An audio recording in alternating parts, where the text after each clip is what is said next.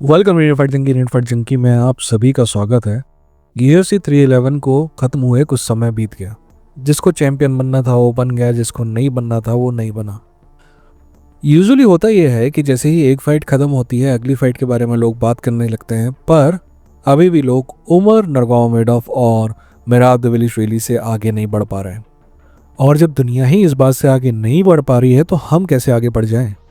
आज हम बात करेंगे मेराब दविलिश्विली के फ्यूचर की, आज हम बात करेंगे उमर के फ्यूचर की, और एक्चुअली हम बात करेंगे बैंटम वेट के फ्यूचर की। हम बात करेंगे कि ये तीनों किस तरफ आगे बढ़ रहे हैं, भविष्य में किसका राज होगा, या फिर इन दोनों का सपना तोड़ के कोई तीसरा ही चैंपियन बनने वाला है। इन सब चीज़ों के बारे में बात करेंगे, पर आगे बढ़ने से पहले सब्सक्राइब करके बेल आइकन पर क्लिक कर दीजिए, क्योंकि ब्ला ब्ला ब्ला ब्ला ब्ला ब्ला ब्ला। और हाँ, एक बात और मैं आपको बोल दूँ, अगर आपको मेरा व्हाट्सएप चैनल जो है वो ज्वाइन करना है तो आप कर सकते हैं। मैं वहाँ पे कुछ चीज़ें शेयर करता रहता हूँ जो शायद आप में से कुछ लोगों को इंटरेस्टिंग लगे। एनीवेज, हम आगे बढ़ते हैं। देखिए, मेराब दविलिश्विली और उमर नरगोमेडोव और बैंटम वेट के बारे में बात करें उससे पहले 2 मिनट हमें UFC 311 को एक बार फिर से देने पड़ेंगे।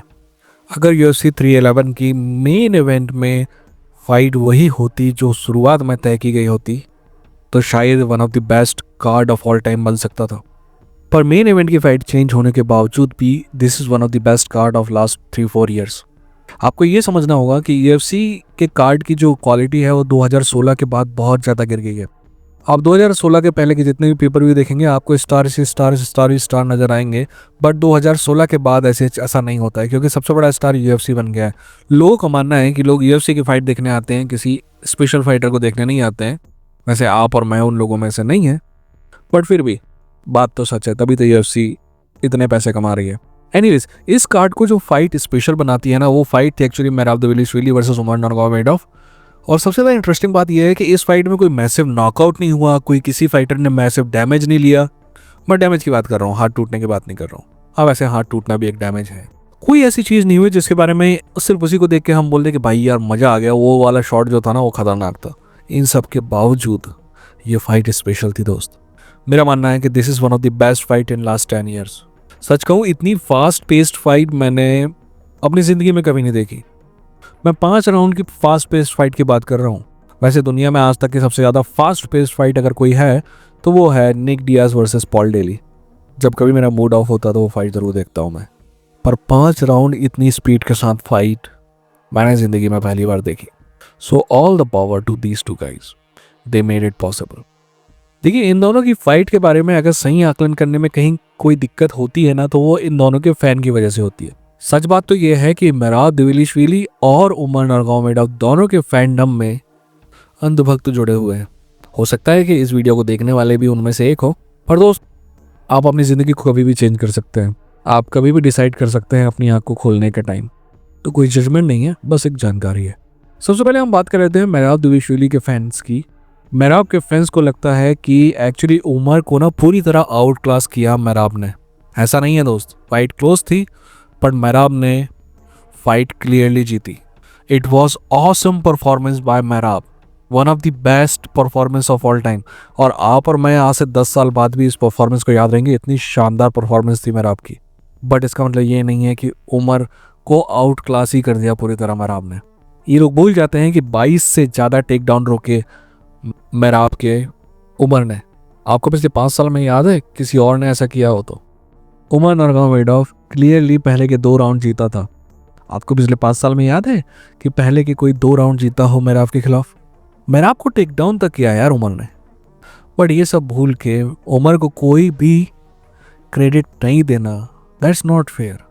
दोस्त, गिरते हैं सहसवार ही मैदान जंग में, वो तफल क्या गिरे हैं जो घुटनों के बल चलें। यार, ये सारे फाइटर मॉडर्न डे ग्लैडिएटर्स हैं। ये एक दूसरे से फाइट करते हैं हमारे एंटरटेनमेंट के लिए। इसका मतलब ये बिल्कुल भी नहीं है कि ये एक दूसरे को नीचे नज़रों से देखते हैं। और आप भी अगर किसी एक फाइटर के फ़ैन हैं तो आप अगर दूसरे फाइटर को नीचे नज़रों से सिर्फ इसलिए देखते हैं क्योंकि वो आपके फेवरेट फाइटर के खिलाफ फाइट कर रहा है, तो दैट इज़ नॉट फेयर। ये जो ट्राइबल मैंटेलिटी है ना, इससे बाहर निकलना होगा आपको। एनीवेज, मेराब के फ़ैन की तो बात छोड़ दीजिए, उमर के फ़ैन की भी बात कर ही लेते हैं। उमर के फ़ैन जो है ना, वो मेराब के फैंस से एक कदम आगे। उमर के सारे फैंस को लगता है कि मेराब फाइट इसलिए जीता और उमर फाइट सिर्फ इसलिए हारा क्योंकि उमर का ना हाथ टूट गया था जी भाई जी पहले राउंड में। इसी वजह से हारा, नहीं तो हारता नहीं Umar. I find this ridiculous. मैं उमर के फैन को हबीब की एक बात याद दिलाना चाहूँगा, सॉरी हबीब की नहीं, अब्दुल मनाफ की फाइट जो हबीब के पिता थे, उन्होंने एक बार कहा था कि हार से डिसअपॉइंट होने की ज़रूरत नहीं है, हार के बाद बहाने बनाने की ज़रूरत नहीं है, हार ही तो वो चीज़ है जो तुम्हें सिखाएगी कि जीतना कैसे है। मैं इस हाथ टूटने वाली बात है ना, इसके बारे में भी अच्छे से आपसे बात करूंगा, बट अब्दुल मनाफ ने जो कहा उसे समझिए आप। वीडियो में भी कहा था, एक बार फिर से कहता हूँ, हार जो है वो ज़िंदगी का पार्ट है यार। अगर हबीब भी लगातार फाइट करता रहता ना, तो एक ना एक दिन ज़रूर हारता। रॉकी मार्सियानो तो 3 बार लगभग हारते हारते जीत गया था। अगर वो भी लगातार फाइट करता रहता ना, तो वो भी हारता और मैवेदर भी हारता। और ये बात मैं नहीं कह रहा, ये हबीब का कहना था कि एक ना एक दिन सबको ही हारते हैं। चलो अब मैं एक्चुअली हाथ की इंजरी के बारे में बात कर लेता हूँ। देखो, इंजरी 2 टाइप की होती है, एक जो फाइट के अंदर होती है, एक जो फाइट के बाहर या फिर पहले से होती है। समझ रहे? पहली वाली जो इंजरी है, जो फाइट के दौरान होती है ना, तो उसका पूरे के पूरा क्रेडिट जो है वो अपोनेंट को जाता है।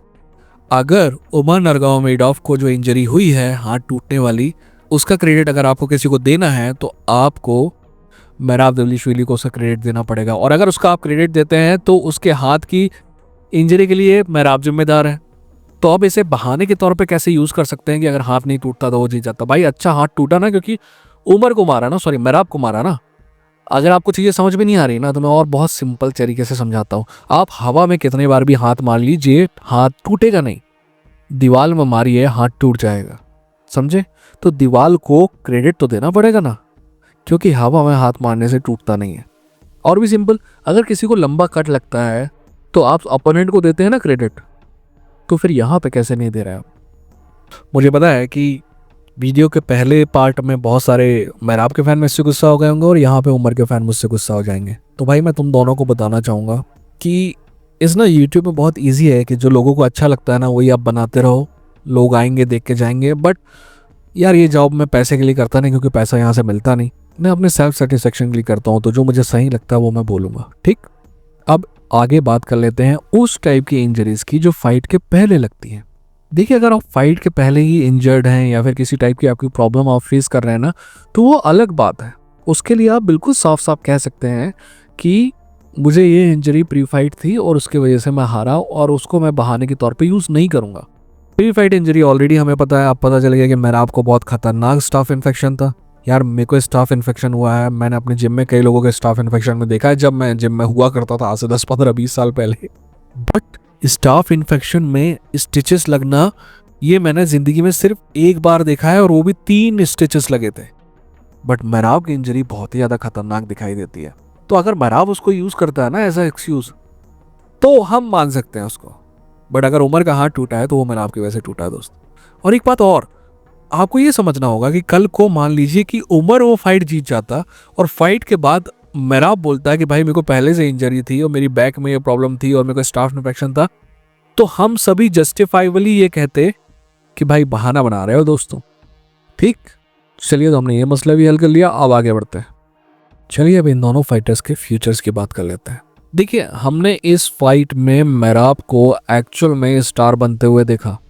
मेराब के फैन इससे पहले भी थे, बट इस फाइट में कई लोग जो उमर का समर्थन करते हुए आए थे, मेराब उनको लेके गया, और मेराब के फैंडम जो है वो बड़ा हुआ है इस फाइट से, इस बात पे कोई शक नहीं है। वहीं दूसरी तरफ उमर है, इतनी कम उम्र में और इतनी कम फाइट के साथ इस लौंडे का जो स्टारडम है ना, ये ऑलरेडी बहुत पीक पे है। तो इस डिवीजन के दोनों टू बी ऑनेस्ट आज सबसे बड़े स्टार हैं। तो हम एक काम करते हैं, यूएफसी का रैंकिंग निकालते हैं और एक एक फाइटर की बात करते हैं कि वो इनके मुकाबले कहाँ बैठता है और क्या वो इनको सिंहासन से हटा सकता है नंबर 1 और 2 के, और क्या ये दोनों एक दूसरे को हटा सकते हैं नंबर 2 या 1 से। देखिए, मैं वैसे तो शुरुआत नंबर 10 से करने वाला था, पर नंबर 10 पे मारियो बतिस्ता है। Who cares about Mario Bautista? Maybe one day he will impress us and then we will talk about him, but not right now. तो नंबर 9 से बात करते हैं, और नंबर 9 पे है रॉब फॉन्ट। क्या रॉब फॉन्ट इन दोनों में से किसी को हरा सकता है? बिल्कुल नहीं। बट रॉब फॉन्ट के बारे में ये बात तो कहनी ही पड़ेगी दोस्त कि रॉब फॉन्ट ना परफेक्ट गेट कीपर है। वो नंबर 5 के आगे उसी को आने देता है जो एक्चुअली डिजर्विंग हो उस स्पॉट के। और अब शायद मैं अपने मेरे को रॉब फॉन्ट ना उस कैरियर में दिखाई दे रहा है जहाँ पे शायद 2025 या ज़्यादा से ज़्यादा 2026 उसके कैरियर का आखिरी साल होने वाला है। रॉब फॉन्ट इन दोनों के सामने कहीं भी नहीं लगता है। I wish him all the best for his fight against Dominic cruise.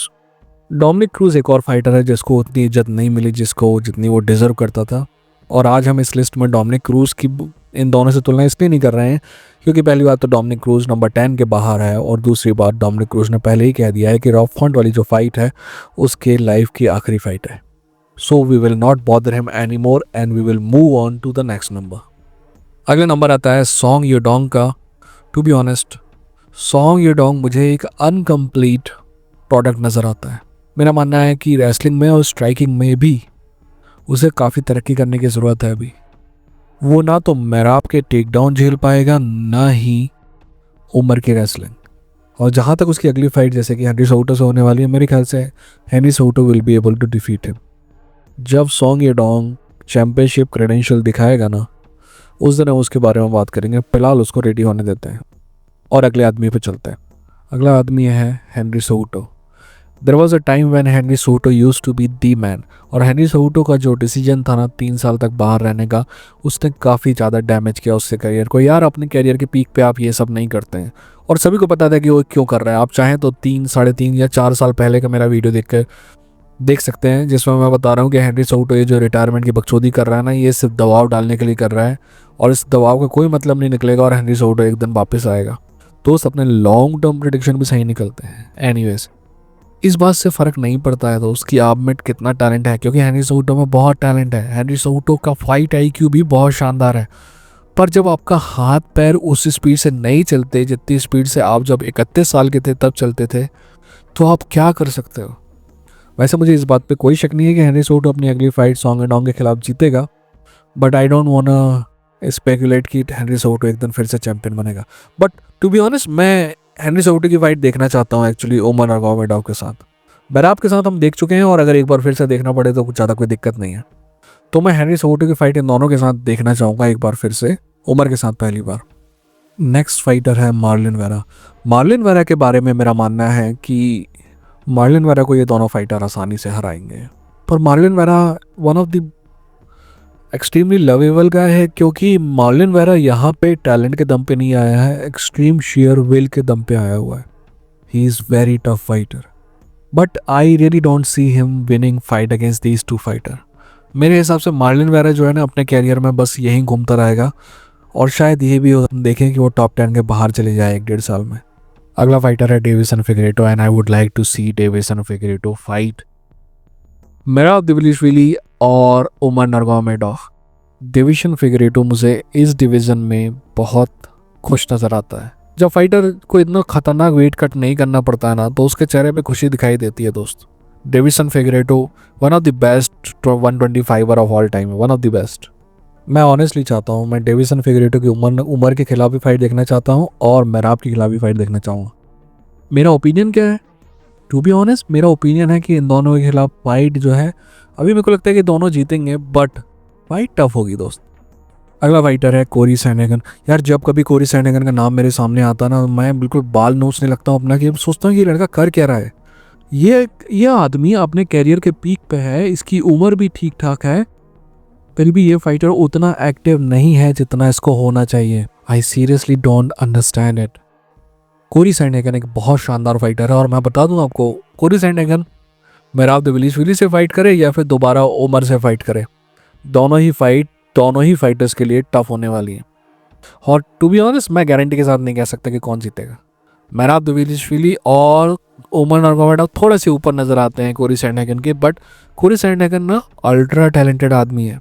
अब आप कहोगे कि उमर तो ऑलरेडी हरा चुका है।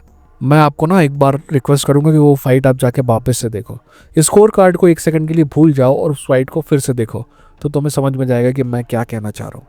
तो इन दोनों की अगर फाइट होती है मेराब से या उमर से, तो मैं उन दोनों को एज अभी देता ज़रूर हूँ, पर मैं ये फाइट देखना चाहूँगा। मेरा मानना है कि वो फाइट्स काफ़ी एक्साइटिंग होगी और काफ़ी क्लोज होंगी। अगला फाइटर जिसके बारे में हमें बात करनी है वो है पियोटर यान। हम मेराब दविलिश्विली से पियोटर यान की फाइट देख चुके हैं, और मेरा मानना है कि अभी कोई फाइटर सबसे ज़्यादा डिजर्विंग है टाइटल शॉट के लिए, तो उसका नाम है पियोटर यान। बट क्या डिसीजन चेंज होगा, मेराब दविलिश्विली हारने से और जीत से हार पे चले जाएगा? देखिए ऐसा लगता नहीं है।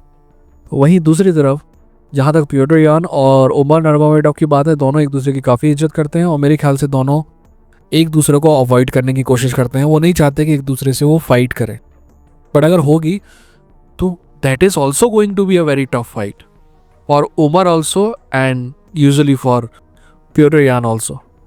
मेरा मानना है कि अगर किसी एक फाइटर का आप नाम लो और मेरा दिल जो है ना बैठने लगता है तो उसका नाम है पियोटर यान। मेरा मानना है कि पियोटर यान के साथ किस्मत ने बहुत ज़्यादा धोखा किया है।